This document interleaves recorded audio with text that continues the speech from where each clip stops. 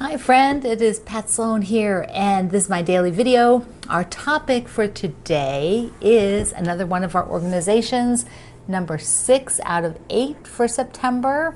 And the item we are going to organize today and the next couple days is your worst closet or shelf. See, I'm letting you pick. You might not have a closet, like I don't have a closet here in my studio. I don't know if I have any of my quilt stuff really in a closet. Oh yeah, I do a little bit. Okay, I could look at that.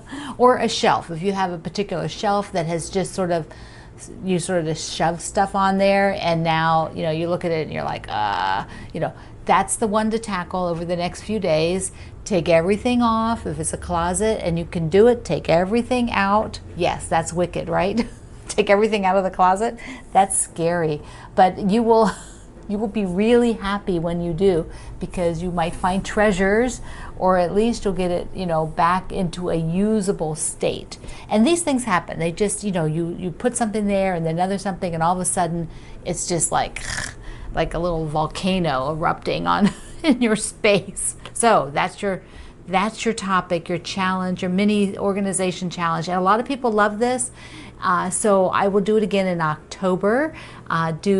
I know we did 8 this month, and that's not a bad number. So between 6 and 8 in the month will be a little subtopic of organizing. So if you have something you want to organize, put it in the comments. So I'll skim through and see if I catch it and put it on the list. If there's one area, and I'm finding that it might be easier for us to take down a small area, like this, one shelf.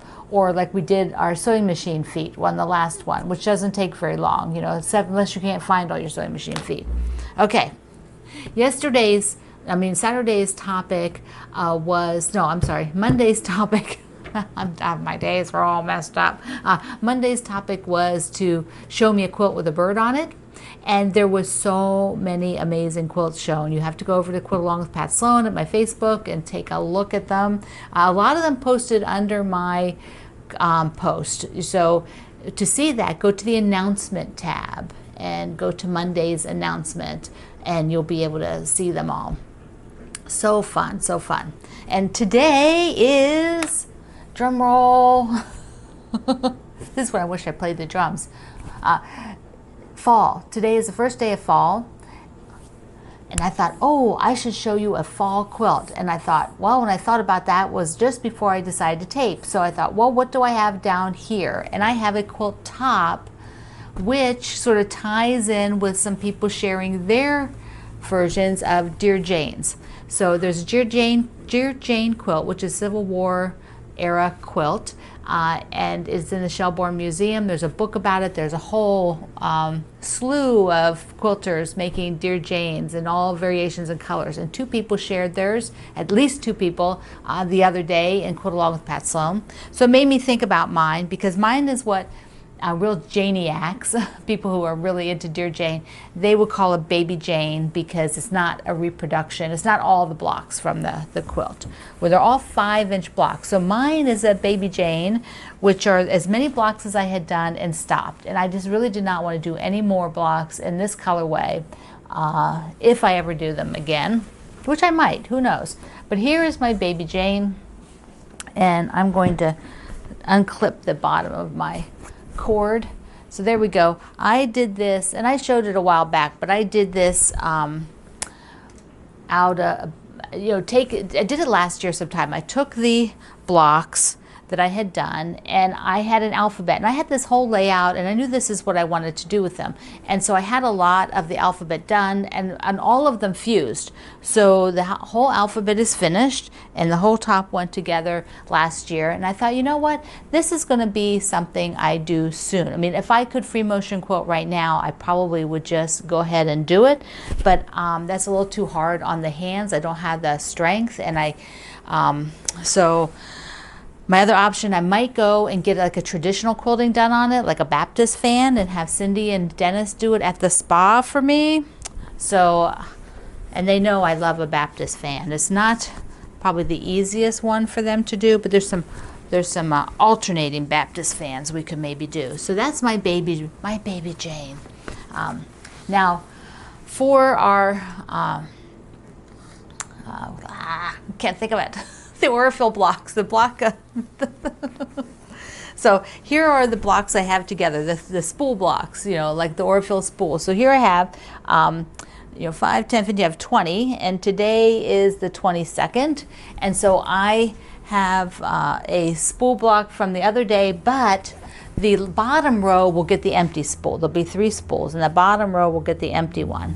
So I pulled fabric to do the rest of the spool blocks so I can kind of cut them out and make them up. So let me show you the fabric that I pulled because, whoops, they're not made yet. Really, I don't always get everything made, especially right now. So here are the rest of the fabric. So I've got 2 made, I need 10, so that means I need 8 more. And I decided, this is a really old, if you like Denise Schmidt's work, this is from like one of her, like her second collection or something called Katie's Jump Rope, and it's a piece I still have from that. So I'm gonna do a spool from that. I'm gonna do these blue ones, and then I wanted to show you this. This is an older Tilda fabric, but you know, it just looks like a really neat sort of overall design, but when you actually look at it, see, you can see it now from a distance. See the pot and the tree coming out of the pot? And then as I get in closer, inside the branches of the trees are all these images. There's a chair, there's a person, there's like a gazebo, a little girl on a swing, there's a chandelier, birdhouses, there's a rabbit. That's, okay, can you see the rabbit? Yeah. Right there, there's a rabbit. Where'd he go? Right here's a rabbit. There's just, I'm not sure what that is. Oh, I think there's a lady sitting in a chair right here. This one is a lady sitting in a chair. There's a bear. See the bear with the crown on his head? So cute.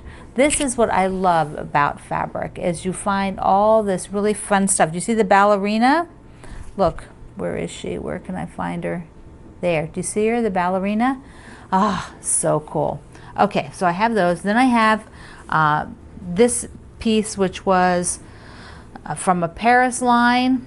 She's so snazzy. And I'm going to put the Mickey one in that I just got. Then I've got some reds, some dots, this neat floral that goes a little bit more pinky, and then another Tilda, which has these really great, and it looks a little bit even like a Liberty of London fabric. So I am going to cut all those spools up so that I have the rest of them. And then I have to decide on a border. And I really think I will use Morrison Park, and I'll probably decide whether I want the blue or go blue or red. I think the blue will probably go better, but I think it's going to be a light, one of the light ones from the line. I think that's going to work out really well.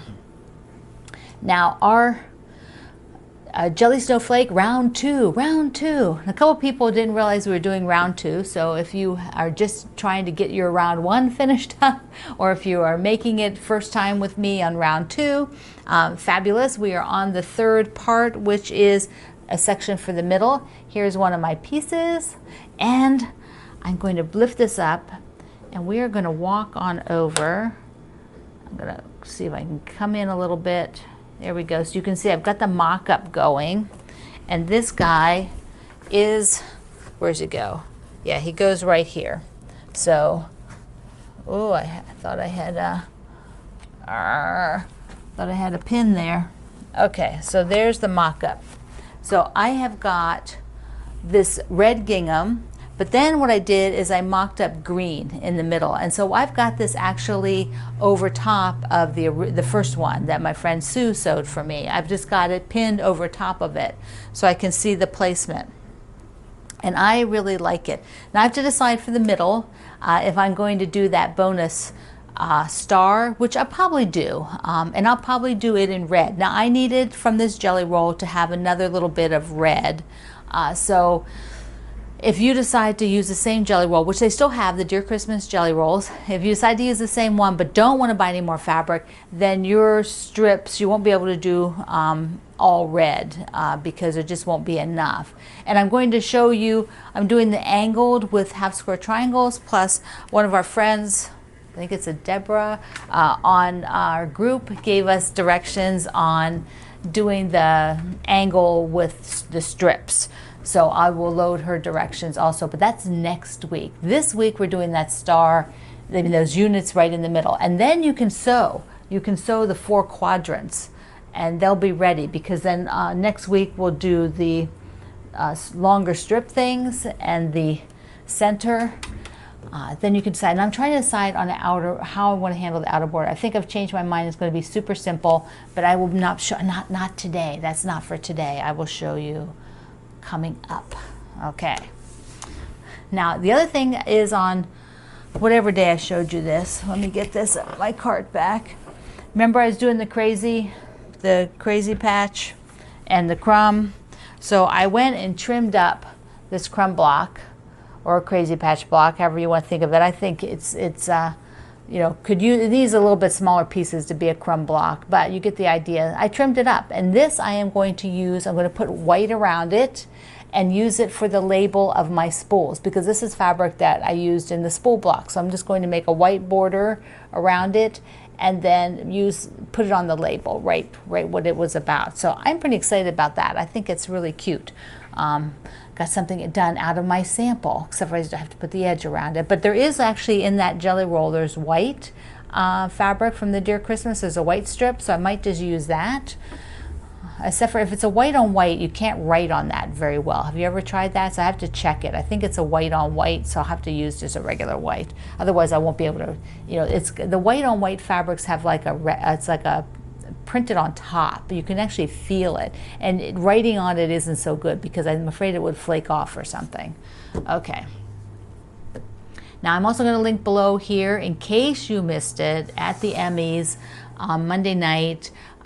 Tyler Perry did his acceptance speech for the Governor's Award, which was fabulous, and even more fabulous is his whole acceptance speech was built around his grandmother's quilt, and his not understanding what that really meant to have a quilt, and all the patches in the quilt, and really relating it to life, but just talking about his sort of transformation about how he thinks of quilts was just amazing. I mean, what better way than to have quilts brought out to the world by a fabulous storyteller, and giving his own experience. It's just incredible. It's not very long, so you can listen to it.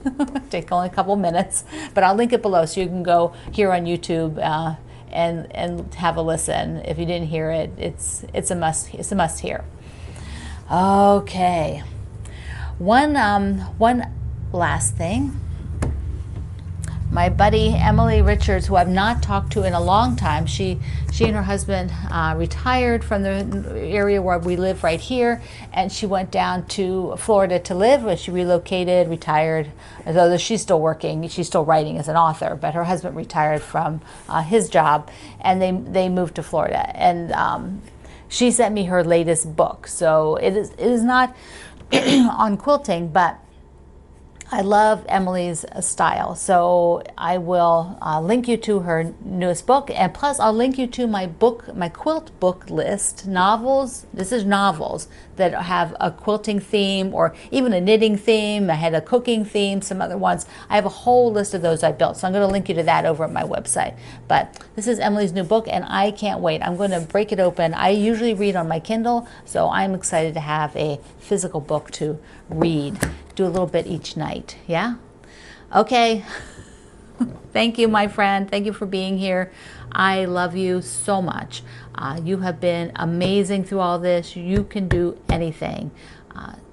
Links below. Remember, I love you. See you online.